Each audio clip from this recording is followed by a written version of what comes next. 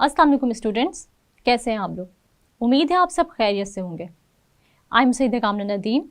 I am your biology teacher for class 9th। Today we are going to study deforestation, its causes and effects of deforestation. Students, अपने पिछले lecture में हम लोगों ने बात की थी कंजर्वेशन ऑफ बायोडाइवर्सिटी की, और वहाँ हमने ये पढ़ा था कि आखिर कौन से कॉजेज़ हैं जो किसी भी बायोडाइवर्सिटी के लॉस में या स्पीशीज़ एक्सटिंक्शन का कॉज बनते हैं। हमने वहाँ डिफरेंट कॉजेज़ पढ़े थे स्पीशीज़ एक्सटिंक्शन के। हमने पढ़ा था कि ह्यूमन की एक्टिविटीज़ की वजह से आहिस्ता आहिस्ता स्पीशीज़ लॉस हो रहा है या फिर स्पीशीज़ आहिस्ता आहिस्ता एक्सटिंक्ट हो रही हैं या एक्सटिंक्शन की तरफ बढ़ रही हैं।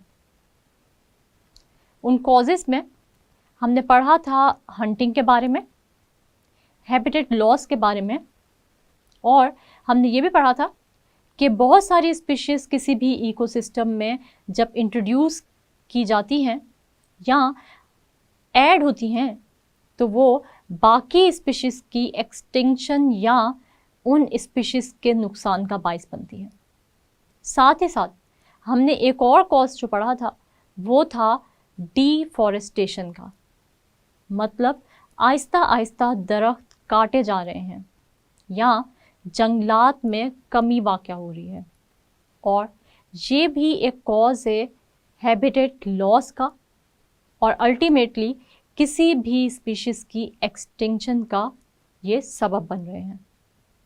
मतलब दरख्तों की आहिस्ता आहिस्ता कटाई सबब है स्पीशीज़ एक्सटिंक्शन का, या हम यूँ कह सकते हैं कि जब भी हम कोई दरख्त काटेंगे या जंगलात में कमी करेंगे तो वहाँ पर रहने वाली स्पीशीज़ वहाँ से कहीं और मूव हो जाएंगी, या फिर उन स्पीशीज़ को अपनी पॉपुलेशन में आहिस्ता आहिस्ता कमी का सामना करना पड़ेगा, क्योंकि जंगलात बहुत सारी स्पीशीज़ के लिए फेवरेबल कंडीशंस हैं या फेवरेबल हैबिटेट हैं उनके रहने के लिए। लेकिन जब हम जंगलात काट देंगे या दरख्त काट देंगे तो उन ऑर्गेनिज़म्स को या उन स्पीशीज़ को ऐसी जगह पे रहना पड़ेगा जो कि उनके लिए फेवरेबल नहीं है, और फिर इस हैबिटेट लॉस की वजह से, यानी उनकी जगह की लॉस की वजह से उनकी पॉपुलेशन में आहिस्ता आहिस्ता कमी वाक़या होती जाएगी। तो हम ये कह सकते हैं कि डिफॉरेस्टेशन भी कॉज है स्पीशीज़ की एक्सटिंक्शन का। स्टूडेंट्स, आज हम पढ़ेंगे डिफॉरेस्टेशन क्या है, और हम ये देखेंगे कि डिफॉरेस्टेशन के कॉजेज़ क्या हैं, यानी किस वजह से जंगलात काटने पड़ रहे हैं, और अगर हम ये जंगलात नहीं काट रहे तो वो कौन से कॉजेज़ हैं जो कि जंगलात के नंबर में या जंगलात में कमी ला रहे हैं।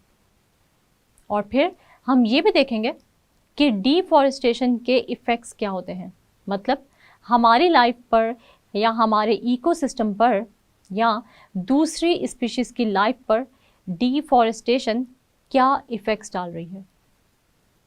तो सबसे पहले हम ये देखते हैं कि डिफॉरेस्टेशन आखिर होती क्या है।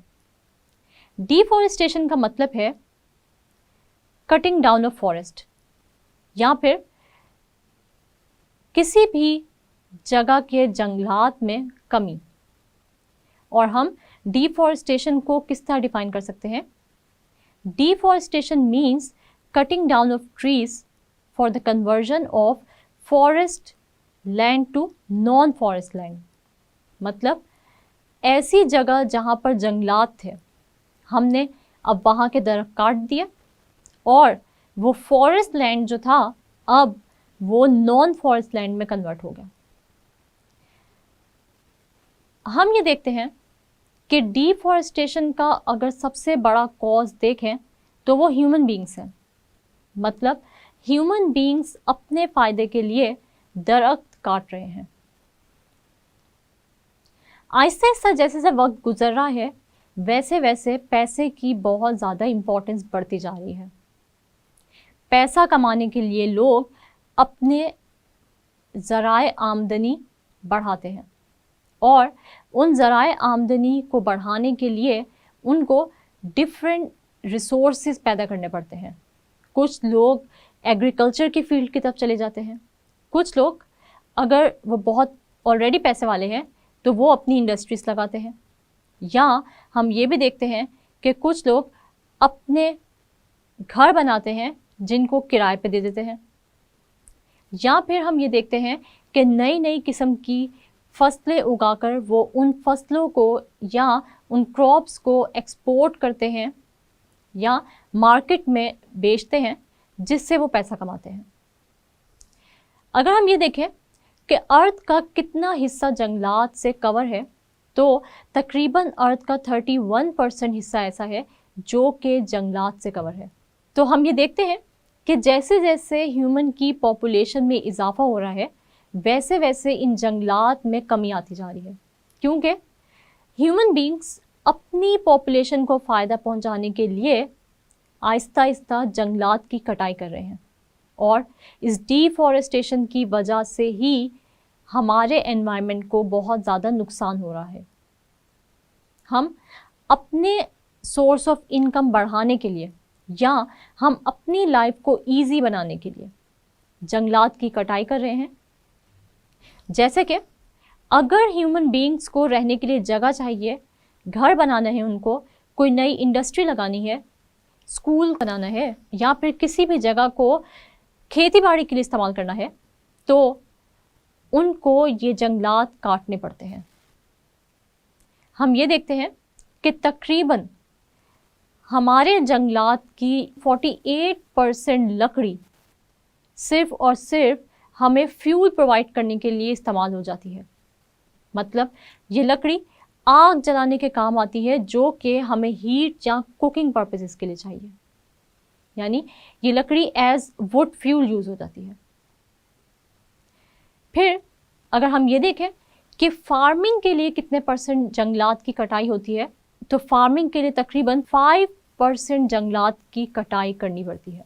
सिर्फ और सिर्फ ह्यूमन बीइंग्स ही नहीं जंगलात की कटाई कर रहे, बल्कि हम ये देखते हैं कि बहुत सारी कुदरती आफात भी हैं जो कि जंगलात के लॉस का बायस बनती हैं।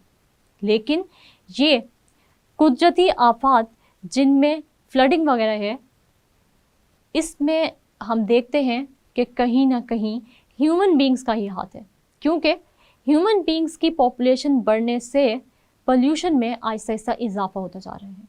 और हम ये देखते हैं कि जैसे जैसे पोल्यूशन में इजाफा हो रहा है वैसे वैसे ओजोन लेयर भी डिप्लीट होती जा रही है। तो हम ये देखते हैं कि इस ओजोन लेयर की डिप्लीशन की वजह से ultra violet rays direct sun से हमारी अर्थ तक पहुंचती हैं और हमारी अर्थ का टेम्परेचर बढ़ा देती हैं।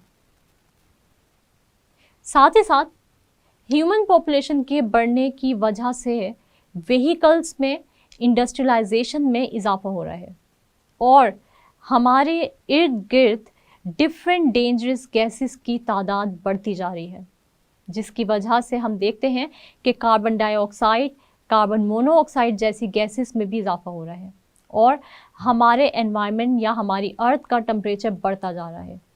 और हम देखते हैं कि ग्लोबल वार्मिंग हो रही है। ग्लोबल वार्मिंग की वजह से बहुत सारे क्लाइमेटिक चेंजेस आ रहे हैं और इन क्लाइमेटिक चेंजेस की वजह से भी जंगलात की तादाद में कमी आ रही है, क्योंकि हम देखते हैं कि जब अर्थ का टेम्परेचर बढ़ता है तो ग्लोबल वार्मिंग कॉज होती है और इस ग्लोबल वार्मिंग से आप आए दिन सुनते हैं कि फ्लडिंग हुई जिससे जंगलात का लॉस हुआ। साथ ही साथ हम ये देखते हैं कि जैसे ही टेम्परेचर हाई होता है कहीं का, तो वहाँ मौजूद जंगलात में आग लग जाती है और ये आग किसी इंसान की वजह से नहीं लग रही। मतलब कोई इंसान जो है वो पेट्रोल छिड़क के वो आग नहीं लगा रहा, बल्कि हम ये देखते हैं कि अर्थ या उस एनवायरनमेंट के टेम्परेचर में इजाफे की वजह से उन जंगलात में आग लग जाती है। और स्टूडेंट्स, आप लोग अक्सर न्यूज़ में सुनते हैं कि वो जंगलात की आग बहुत ज़्यादा एरिया पर मौजूद जंगलात को ख़त्म कर देती है। और जब ये जंगलात ख़त्म होते हैं तो वहाँ पर रहने वाले जानवर भी मर जाते हैं, या उनमें से कुछ जानवर कहीं और माइग्रेट कर जाते हैं, जिसकी वजह से वो फेवरेबल एनवायरनमेंट या वो फेवरेबल हैबिटेट जो उन ऑर्गेनिजम्स या उन एनिमल्स को प्रोवाइडेड था, वो आहिस्ता आहिस्ता ख़त्म हो जाता है। तो इसका मतलब ये हुआ कि डिफॉरेस्टेशन का एक कॉज तो ये है कि हम अर्बनाइजेशन की तरफ जा रहे हैं, क्योंकि ह्यूमन बींग्स की पॉपुलेशन के इंक्रीज़ के साथ साथ हमें ज़्यादा मज़ीद शहर आबाद करने पड़ते हैं, ज़्यादा इंडस्ट्रियलाइजेशन करनी पड़ती है, और इसके साथ साथ हमें ज़्यादा एग्रीकल्चर के लिए लैंड चाहिए। मगर ह्यूमन की एक्टिविटीज़ के साथ साथ हम ये देखते हैं कि डिफॉरेस्टेशन का एक कॉज कुदरती आफात भी हैं, लेकिन ये कुदरती आफात कहीं ना कहीं ह्यूमन की एक्टिविटीज़ से ही रिलेटेड है। स्टूडेंट्स, हम ये पढ़ लेते हैं कि क्या इफ़ेक्ट्स हैं डिफॉरेस्टेशन के। मतलब जब हम दरख्त काटते हैं तो अल्टीमेटली उसका नुकसान हमें कैसे हो रहा है, या वहाँ पर मौजूद बाकी जो ऑर्गेनिजम्स हैं या फिर जो सॉइल है उसको किस तरह नुकसान हो रहा है। तो वो हम देखते हैं कि डिफॉरेस्टेशन की वजह से सॉइल में और उस एनवायरनमेंट में मौजूद मॉइस्चर इफ़ेक्ट होता है। क्योंकि हम ये देखते हैं कि जब हम किसी भी दरख्त को काटते हैं तो वहाँ पर जो सॉइल मौजूद होती है या जो मिट्टी होती है वो मज़ीद फिक्स्ड नहीं रहती उस दरख्त के साथ। मतलब वो दरख्त कट गया, पहले उस मिट्टी को दरख्तों ने या दरख्तों की जड़ों ने अपने साथ फिक्स किया हुआ था, क्योंकि उन दरख्तों की रूट्स उस सॉइल में एंकर थी, और जब सैलाब आता था तो ये दरख्त सैलाब के पानी का रास्ता रोकते थे और मिट्टी को भी अपने साथ ये पानी नहीं ले जा सकता था। इसका मतलब ये हुआ कि जब भी हम दरख्त काटेंगे तो सॉइल जो कि फिक्स थी उस दरख्त के साथ उसको नुकसान होगा। और उसके बाद हम ये देखते हैं कि अब जब भी फ्लड आएगा तो ये अपने साथ उस मिट्टी को बहा के ले जाएगा, और हम ये कह सकते हैं कि इस सॉइल में मौजूद न्यूट्रिएंट्स भी उस मिट्टी के साथ बह जाएंगे। अब जो मिट्टी बाकी रह जाएगी इस एरिया की, उसमें न्यूट्रिएंट्स की कमी वाक़ हो जाएगी। और अब जब यहाँ पर हम कोई भी क्रॉप उगाएंगे या नया दरख्त लगाएंगे तो ये मिट्टी इनफर्टाइल होगी। मतलब यहाँ पर कोई नए दरख्त या यहाँ पर कोई नई फसलें सही से ग्रो नहीं कर सकेंगी। इसका मतलब ये हुआ कि किसी भी जगह अगर हम दरख्त काटते हैं तो वहाँ की सॉइल की फर्टिलिटी में कमी आ जाती है, और साथ ही साथ ये सैलाब का पानी इस मिट्टी को अपने साथ बहा के ले जाता है, और मज़ीद ये मिट्टी यानी कि सॉइल वहाँ पर उस ज़मीन के साथ फिक्स नहीं रह सकती। अब ये जो मिट्टी सैलाब के पानी के साथ बह गई है ये अल्टीमेटली पहुँच जाएगी रिवर्स में, और ये रिवर्स को ऊपर तक भर देगी, या फिर ये उस लेवल तक भर देगी जिस लेवल तक रिवर नहीं आना चाहिए। और जब रिवर्स का लेवल ऊपर होगा तो मज़ीद फ्लडिंग होगी, यानी मज़ीद सैलाब आएंगे। इसी तरह हम ये देखते हैं कि दरख्त काटने की वजह से आहिस्ता आहिस्ता ग्लोबल वार्मिंग भी होती जाएगी, क्योंकि ये दरख्त ही हैं जो कि कार्बन डाइऑक्साइड को एब्जॉर्ब कर रहे हैं एनवायरनमेंट से, और डिफरेंट पोल्यूटेंट्स को भी एब्जॉर्ब कर रहे हैं। अब जब कार्बन डाइऑक्साइड हवा में ज़्यादा हो जाएगी और डिफरेंट पोल्यूटेंट्स और डिफरेंट डेंजरस गैसेस की तादाद हवा में ज़्यादा हो जाएगी, तो आहिस्ता आहिस्ता अर्थ का टेम्परेचर बढ़ता जाएगा और अर्थ के टेम्परेचर के बढ़ने की वजह से ग्लोबल वार्मिंग होगी और ग्लोबल वार्मिंग की वजह से ग्लेशियर्स पिघलते जाएंगे और आहिस्ता आहिस्ता ग्लेशियर्स का पिघलता हुआ पानी भी रिवर्स में हेड होगा और इस तरह मज़ीद सैलाब आएंगे। मज़ीद सैलाब अपने साथ मज़ीद मिट्टी को रिवर्स में लेकर जाएंगे और मज़ीद सॉइल इनफर्टाइल होती जाएगी।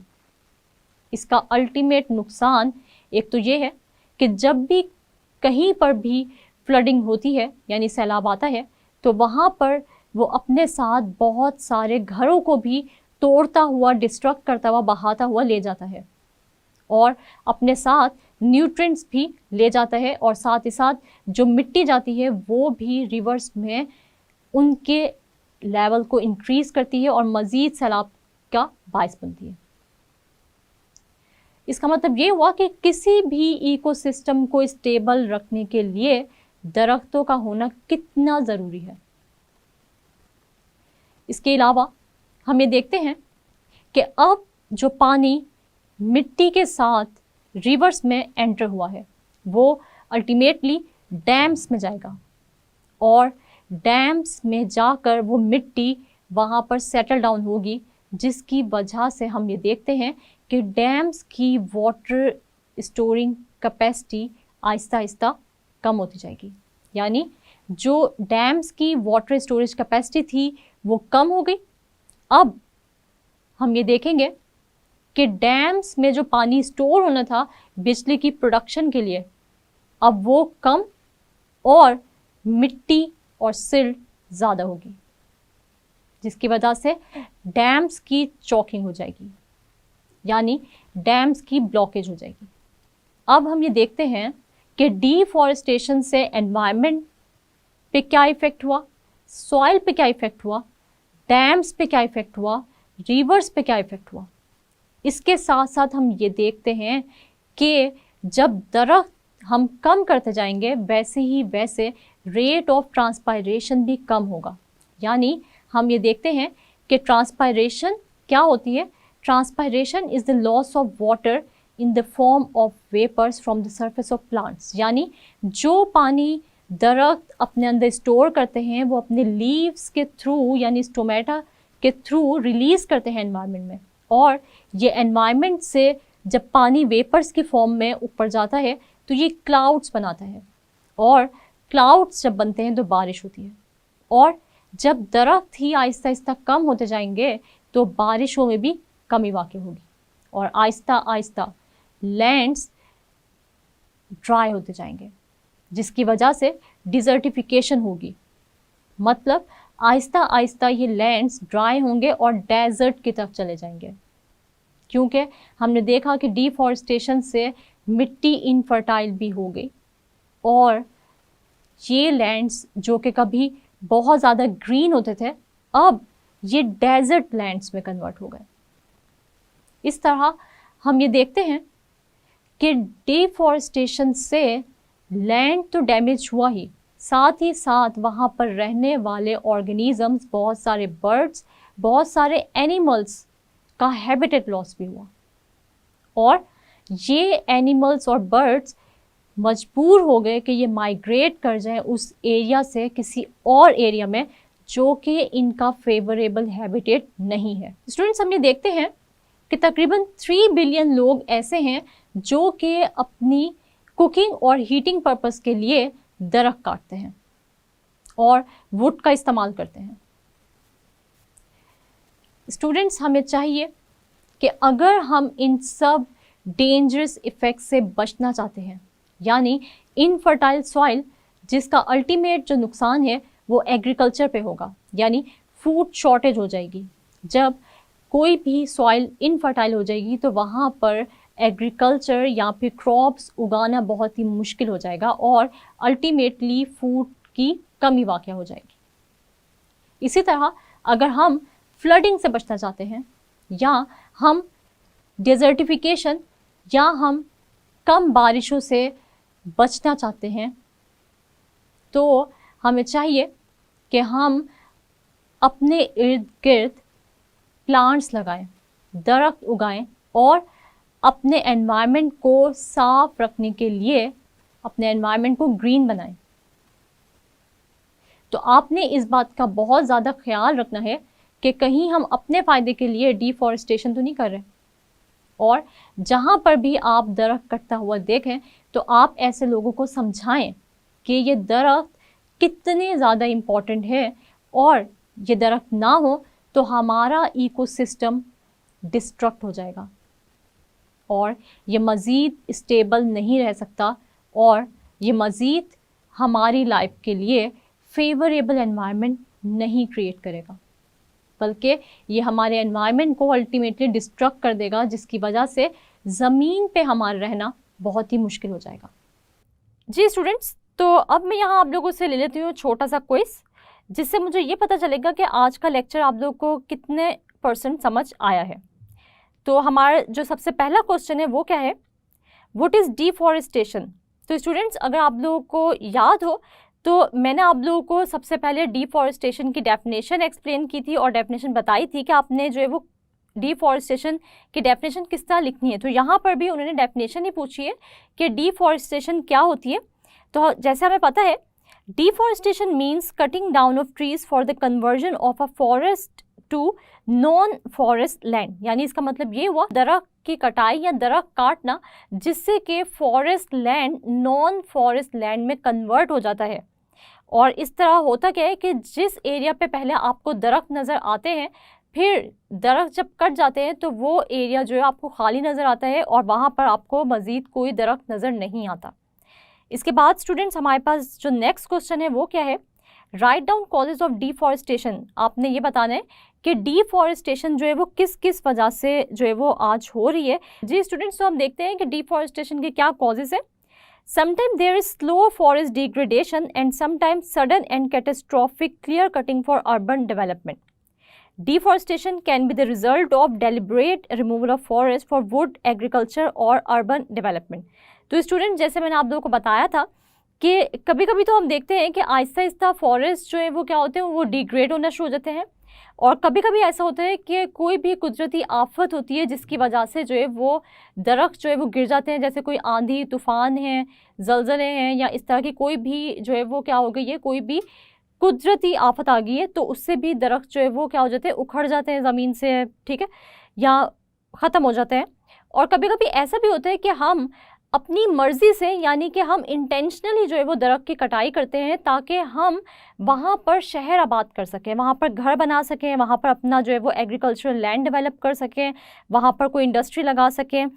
इसलिए भी हम जो है वो दरख्त की कटाई करते हैं। या फिर एक और जो रीज़न होती है दरख्त काटने की, वो क्या होती है कि हम दरख्त की लकड़ी को पेपर इंडस्ट्री में यूज़ कर सकें, या कुकिंग के लिए या हीटिंग पर्पज़ के लिए यूज़ कर सकें। तो इस वजह से भी हम दरख्तों की कटाई करते हैं। तो ये कुछ वजूहात थी जो मैंने आप लोगों को लेक्चर में भी बताई। तो आपने जो है वो ये लिखनी है कि क्या क्या रीज़न्स हैं जिसकी वजह से जो है वो डिफॉरेस्टेशन हो रही है। इसके बाद हमारे पास जो थर्ड क्वेश्चन है वो क्या है, write down any 2 effects of deforestation.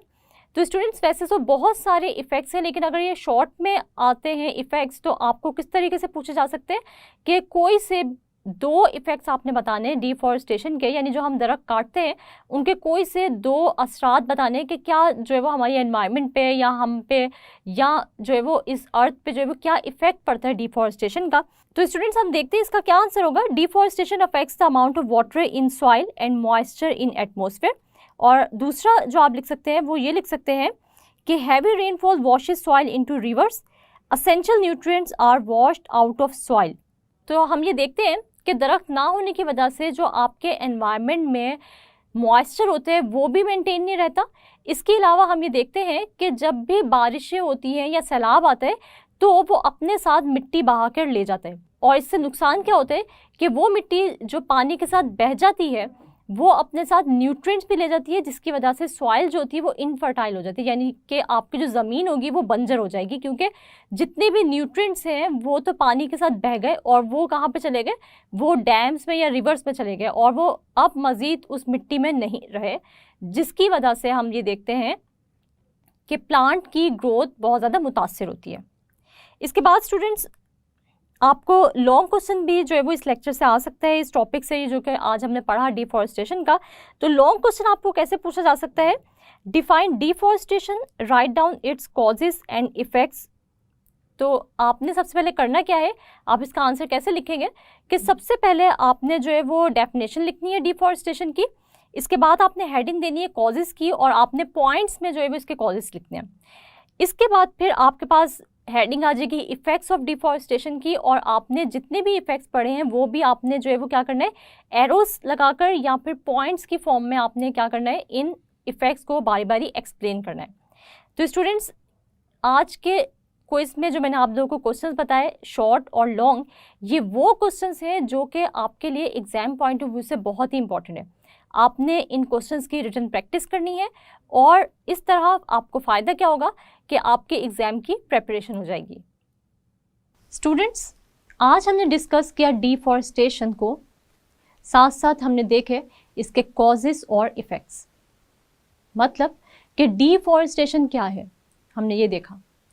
तो डिफॉरेस्टेशन का मतलब है दरख्तों की कटाई, जिसकी वजह से हमने ये देखा कि दरख्त काटने से किस तरह इकोसिस्टम डिस्ट्रक्ट हो रहा है, और हमने वो रीजंस पढ़ी या वो कॉजेस पढ़े जिनकी वजह से डिफॉरेस्टेशन हो रही है। तो इसमें कुछ तो कुदरती आफात हैं जिनकी वजह से डिफॉरेस्टेशन होती है, लेकिन कुछ बहुत ही बड़ी वजह हमारी एक्टिविटीज़ हैं जिनकी वजह से हम दरख्त काटते हैं, जैसे कि अर्बनाइजेशन और साथ साथ एग्रीकल्चरल लैंड का बढ़ना। मतलब हमें अपने फूड की शॉर्टेज को रोकने के लिए नए एग्रीकल्चरल लैंड की ज़रूरत होती है।